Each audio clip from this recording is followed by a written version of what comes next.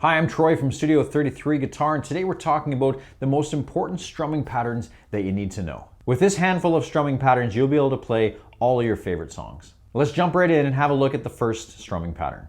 This first strumming pattern is going to seem really basic, but it's actually very important to know. It's going to be all down strums, and we're going to be playing on every beat. Now, this style of playing is actually really popular in current music. Probably the band that's most well known for this kind of sound would be Coldplay. And their song, The Scientist, demonstrates this really well.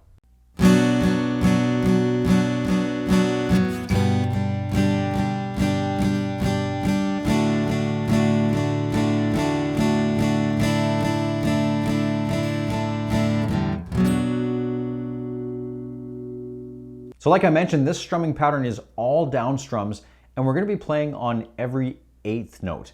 So if you've watched some of my other videos before, I've explained with strumming, one bar is typically 4 beats. 1, 2, 3, 4. And those would be counting quarter notes. And if we count eighth notes, we divide that up into 8 parts. And we would count those like this: 1 and 2 and 3 and 4 and. So for this strumming pattern, we're playing all of those eighth notes: 1 and 2 and 3 and 4 and. Now that might sound really simple, but the important part is keeping that in really strict time. So it's good to practice with a metronome. Set up your metronome to a tempo that you're comfortable with, and really work on keeping that straight tempo and also a straight volume. A lot of times as guitar players, when we try and play that type of a rhythm where there's a lot going on with your strumming hand, you end up speeding up or playing louder. So even though this sounds simple, it's not necessarily easy. So work on getting your tempo perfect with your metronome and staying at a consistent volume all the way through. This next strumming pattern is going to be similar to that last one, where we're going to be playing each eighth note of the bar. But now we're going to be alternating downs and ups. So that's going to sound like this.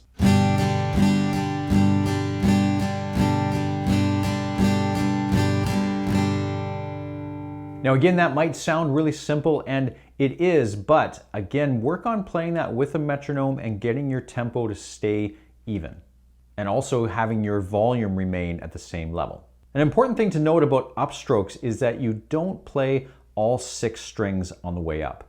Now, this is an important thing, and if you've watched some of my other videos, you've heard me talk about this. But on a down strum, we strum through all 6 strings, but on an up strum, we only catch the top 2 or 3 strings. We don't strum through all 6. And that'll make your strumming sound a lot smoother. The upstroke ends up being a little bit more of a flick out. So you're not coming straight up through, you're kind of flicking the strings out like this.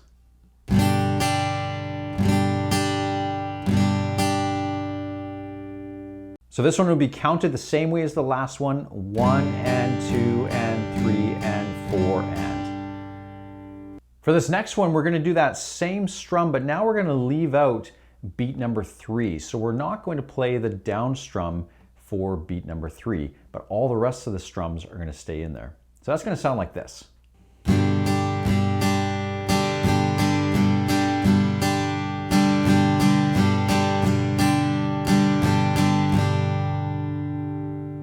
So the important thing here is that my arm is still going up and down. I'm still playing on each of those beats, but when we get to beat number 3, I'm not actually coming into contact with the strings. I'm just coming across and getting ready for that next upstroke. So when we count that, it would be like this: 1 and 2 and 3 and 4 and. 1 and 2 and 3 and 4 and. Now if you want to think about that in terms of downs and ups, that would be down, up, down, up, up, down, up, down, up, down, up, down, up. This type of strum can work well on a song like I Got a Feelin' by the Black Eyed Peas.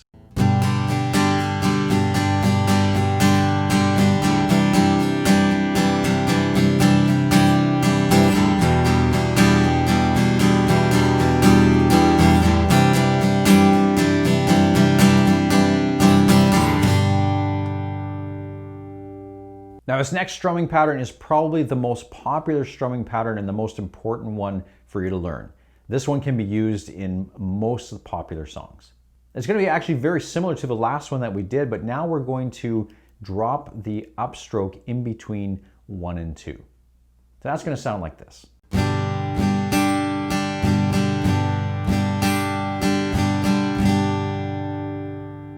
So if we count that, it would be like this: 1, 2, and 3, and 4, and. So again, we're skipping that beat 3 as well.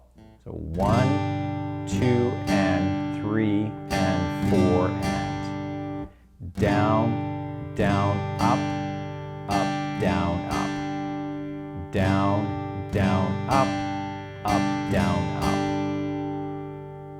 So this one will fit with many songs, but as an example, here's what it would sound like with Don't Stop Believin'.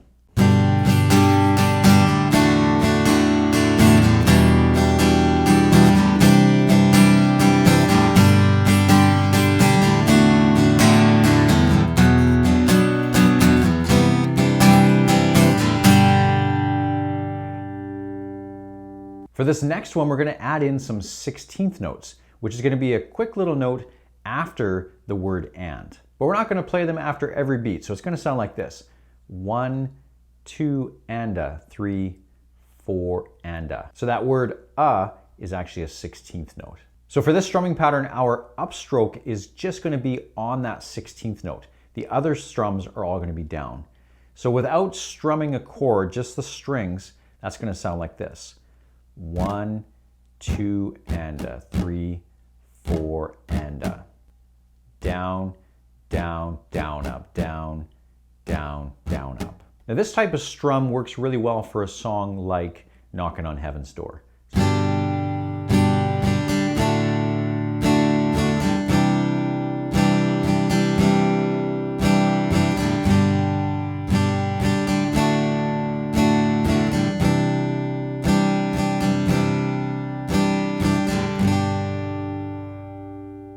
Now this next one is typically used in country music, but it's also used in pop music too. Often it's referred to as a boomchuck type of style. And there's a certain way to strum it in order to get that sound. Let me show you what it sounds like first.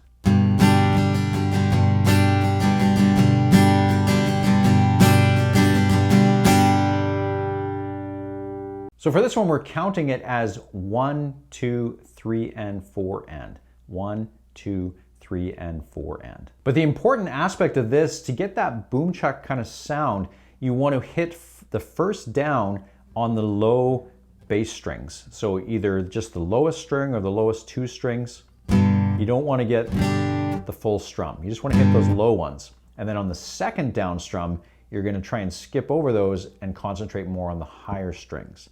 So that would be like this.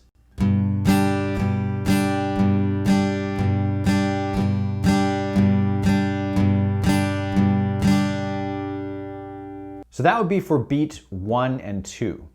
For 3 and 4, you're going to add in the upstrokes. So that's going to be 3 and 4 and. So together that would be like this: 1, 2, 3 and 4 and. 1, 2, 3 and 4 and. Like I mentioned, this type of strum can be used on a lot of country songs. For example, Folsom Prison Blues would sound something like this.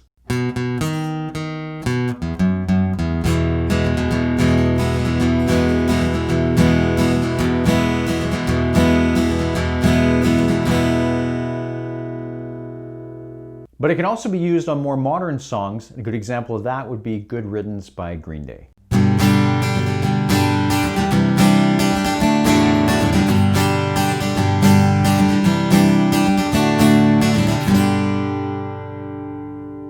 So this next strumming pattern is going to be a departure from what we've looked at so far. So far we've been talking about strumming patterns in 4/4 time. Now this one is going to be in 6/8 time. And all that really means is that instead of counting to 4, we're going to be counting to 6. Now the really important thing about 6/8 time is it has a bit of a swing feel, and so there's an emphasis on beat 1 and beat 4. So you don't just count it straight to 6. You want to put that emphasis on 1 and 4 to get that swing. So it's 1, 2, 3, 4, 5, 6, 1, 2, 3, 4, 5, 6. A lot of times that 6/8 feel can be associated to more folk music, but it's also used in a lot of current music. Songs like We Are the Champions by Queen, Iris by the Goo Goo Dolls, Norwegian Wood by the Beatles, Kiss from a Rose by Seal. There's a lot of songs that use that 6/8 feel. So it's important for you to know how to strum in 6/8 because a 4/4 strum won't fit in a 6/8 song. Now, like I mentioned, we're gonna count for 6 beats and we're gonna strum down strums for each of those 6. So that's gonna sound like this. 1, 2, 3, 4, 5, 6. 1, 2, 3, 4, 5, 6. And then we're gonna add in upstrokes after 5 and after 6. So that would be like this. 1, 2, 3, 4, 5, and 6, and 1, 2, 3, 4, 5, and 6.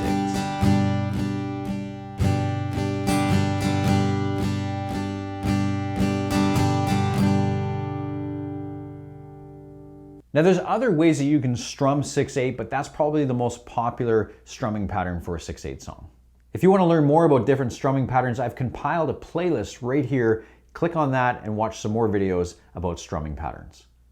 And if you like this video, then please hit the like button and hit the subscribe button so you don't miss the next video. Thanks for watching. We'll see you next time.